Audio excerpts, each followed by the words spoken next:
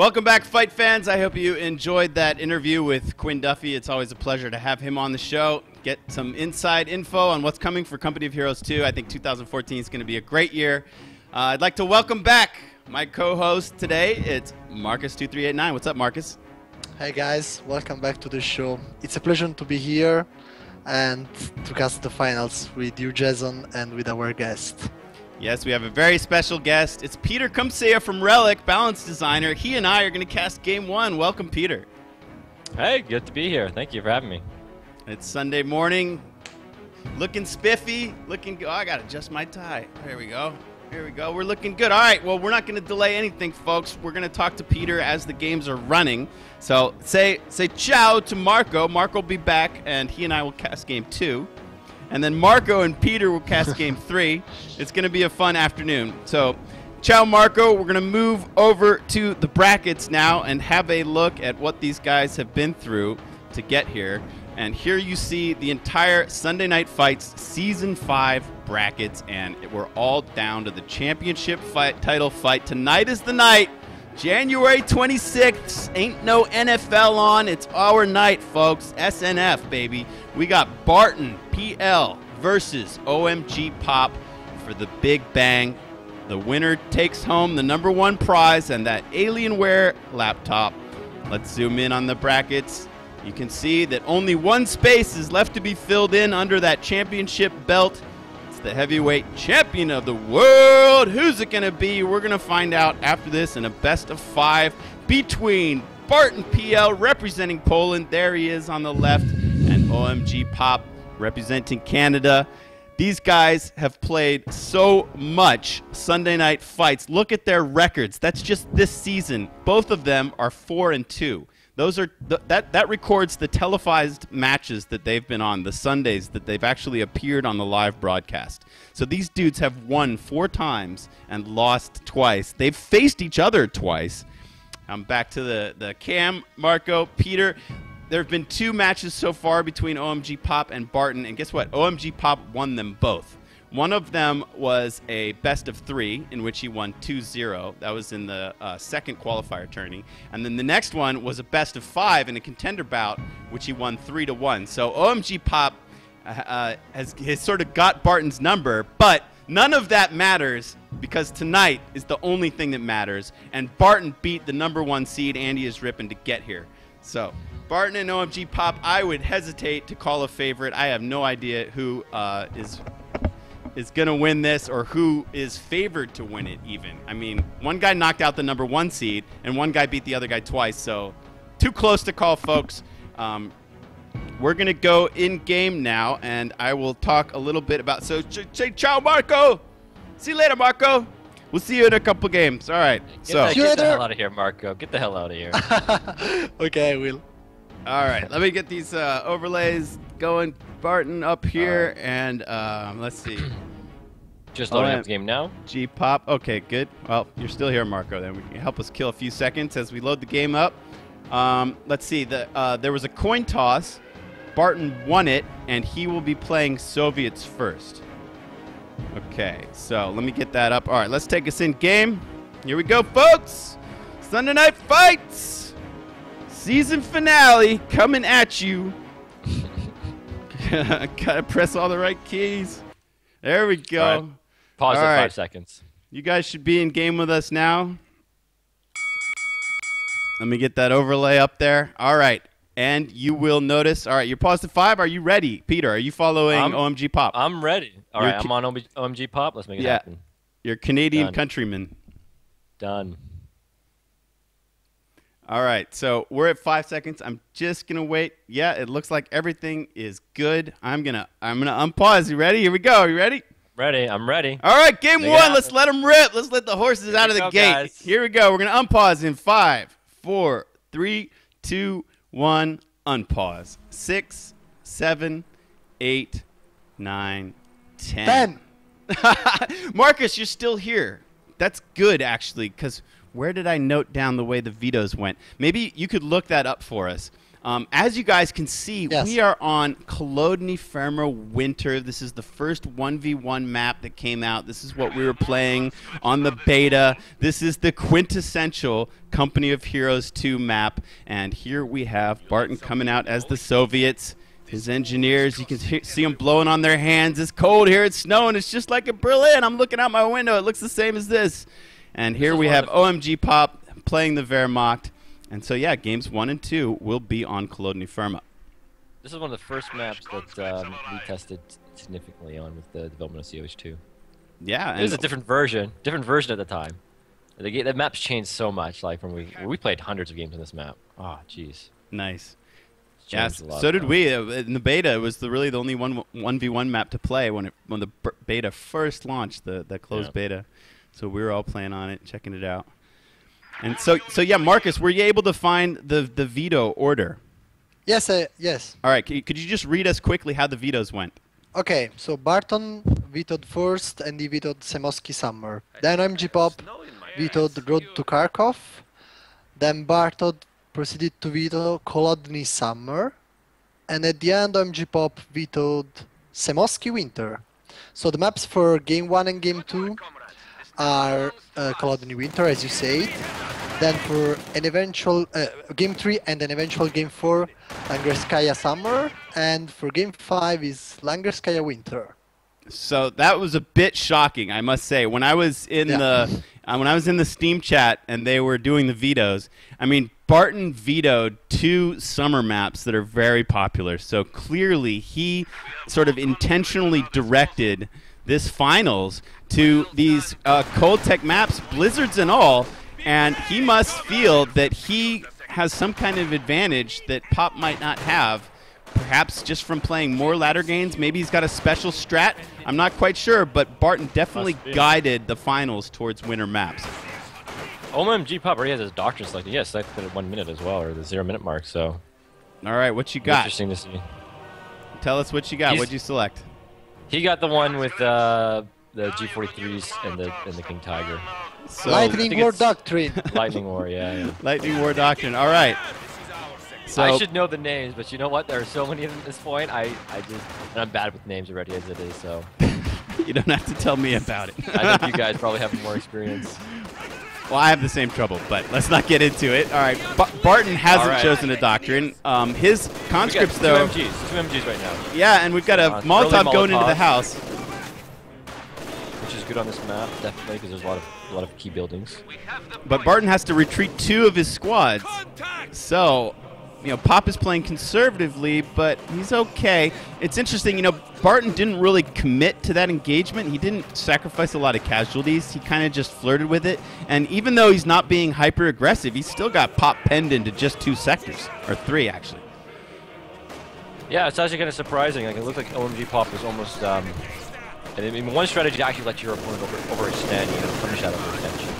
Because they just can't cover everything, and they end up, focusing onto one hard point that you kind of created, and that's what OMGPOP has right now. He got all his units concentrated in one sector, so every time Barton comes in, he's just going to take heavy casualties, and it's an early manpower drain. So we'll see how that plays out. Peter, can you tell us a little bit about the details of MGs versus buildings? Because those got changed recently, didn't they? Well, yeah. So we modified the small arms modifiers versus garrison. So previously they were getting significantly reduced damage and accuracy. So with the recent balance patch, that's been improved. And it's about a 20 to 25% per modifier, so accuracy and damage both went up. So they're a lot more powerful now. They can take units out of buildings. But if you got some good windows in that building and you're firing back, you'll definitely deal some damage as well. So it's a mixed bag, especially with MGs, because they have the received damage modifier. It's not necessarily something that you want to do unless you're max ranging them at 45, and you don't have to worry about counterattack by the garrison unit. Barton's putting some mines down at his cutoff point, and he's got some conscripts just kind of hiding. They're really cold. They're trying to keep warm in the heavy snow here behind some trees. And wow, the timing! Just as OMGPOP moves his MG away from covering that gap, that's when the conscripts would have shown themselves. Wow, well played. Yeah, check it out. Pop sort of predicting and going straight to it. Wow, they know each other. I mean, like I said, this is their third. Wow, this is their third meeting in Sunday Night Fights.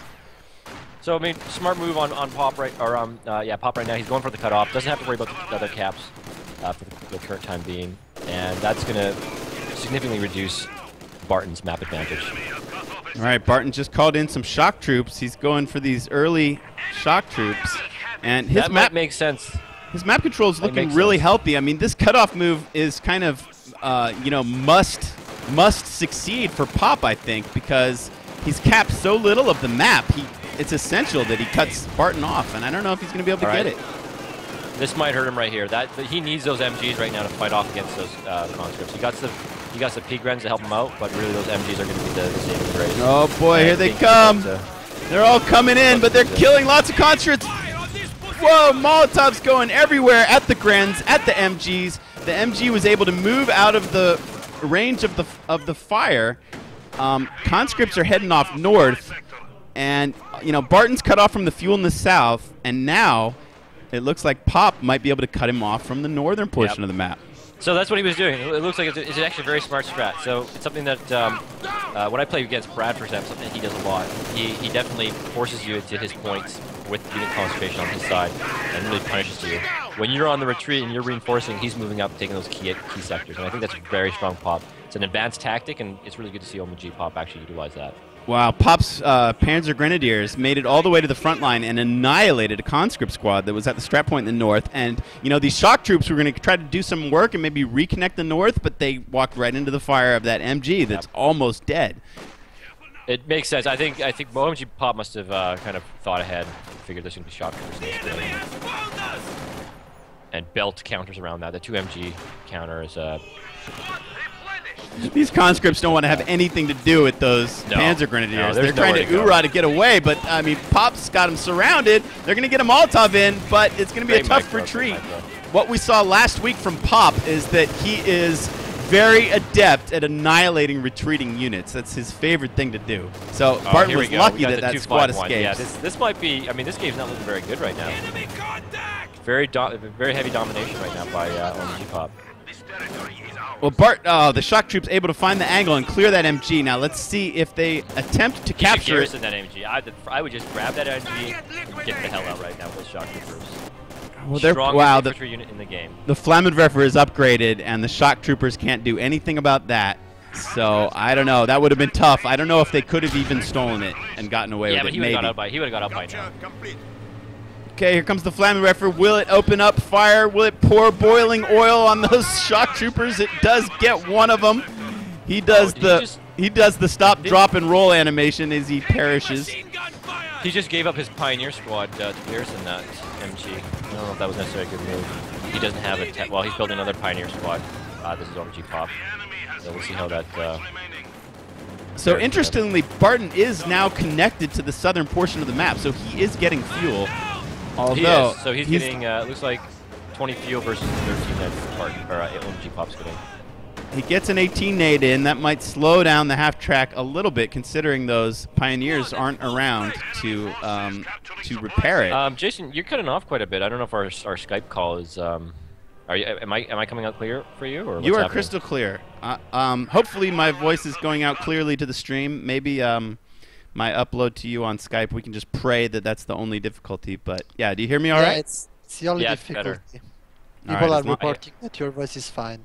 All right, as long as we sound good on the stream. Here we see Pop. I mean, this is very similar to last week where he made an amazing comeback against Ivan. You know, he would just sort of camp this portion of the map, and he's so fast to reinforce. The only thing missing, as you said before, are the Pioneers to repair that half track. But he's got a pack on the way. He's got some coming through. Right now, pretty much Barton's in a really bad spot. He's at 4 fuel. If he techs up, it's going to be a huge cost for him. He's losing map control with that tech cost. And he doesn't have any fuel coming to actually push out any units. Oh, well, he's up to 17 now, so he's not so bad. Conscripts come rushing back. They're trying to cover. Sorry, the shock troops come rushing back, but they walk once again into MG fire. Get that grenade in there. Get that grenade. Do it. Make magic happen. Doesn't have the munitions. Oh, he does have the munitions. So that's interesting. I wonder if OMGPOP's thought is that, you know, throwing that grenade, he's probably just going to retreat. There's there's no real value in that. So let's just avoid it. Wow, the conscripts are trying to flame the grenadiers who were trying to build a forward bunker. They're just going to step back a bit and try and build it again. So I don't understand why he's not trying to control this one cutoff point. Like he's I think that's very seems to be an oversight, right? This point right here is essential to cutting the whole map off. Yeah, it's pretty key. Barton's suffering a lot of manpower flame half track either. Casualties. And now finally the half track is going to get a bit of love, going to get some repairs. I'm going to turn the fog of war on shortly, and you can see that, well, Barton couldn't see the half track until it started burning him. And maybe that's attack ground in effect. Probably going to see, let's see what buildings can go. We're probably going to see tier 3 on Barton's side.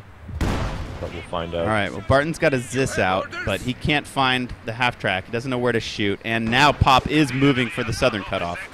His MG's starting to get cold. So they're both cut off at this point. So amazing move by just some engineers cutting Pop off the whole map. Fantastic. I think it's, this is just kind of bad play on OMG's Pop. He should be controlling those flanks a little bit better. What an amazing situation. Look at this, guys. Both players are not connected to any territories whatsoever. Nothing. Nothing at all. Wow. Getting some mines up right now would be pretty crucial as well. So this is what it looks like when you've got nothing. You both get +6 ammo and +4 fuel. Check that out. Amazing. How long will it stay this way is the question. Who is going to tip the balance and be able to reconnect some of the resources? Well, it should be pretty easy. It's just a Pioneer squad to contend against, or a combination squad rather. All right. Well, we have a blizzard. The visibility is low. Molotov on that MG squad.